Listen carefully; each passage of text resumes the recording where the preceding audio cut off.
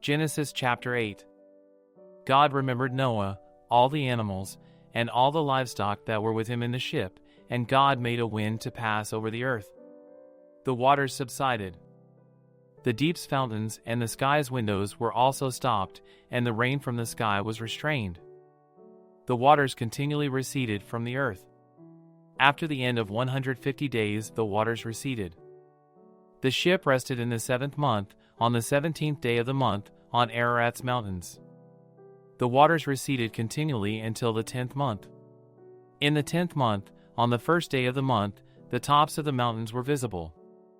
At the end of 40 days, Noah opened the window of the ship which he had made.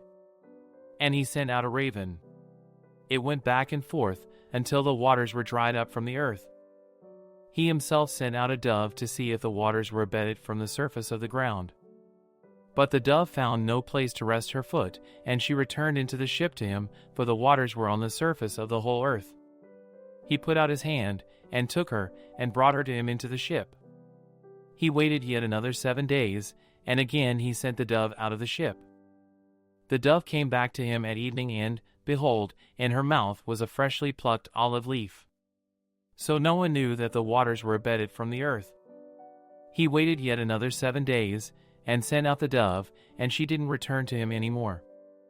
In the 601st year, in the 1st month, the 1st day of the month, the waters were dried up from the earth. Noah removed the covering of the ship, and looked. He saw that the surface of the ground was dry. In the 2nd month, on the 27th day of the month, the earth was dry. God spoke to Noah, saying, "Go out of the ship, you, your wife, your sons, and your sons' wives with you.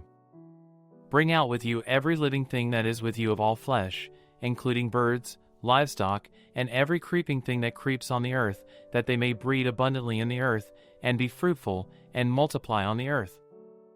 Noah went out, with his sons, his wife, and his sons' wives with him. Every animal, every creeping thing, and every bird, whatever moves on the earth, after their families, went out of the ship. Noah built an altar to Yahweh, and took of every clean animal, and of every clean bird, and offered burnt offerings on the altar. Yahweh smelled the pleasant aroma.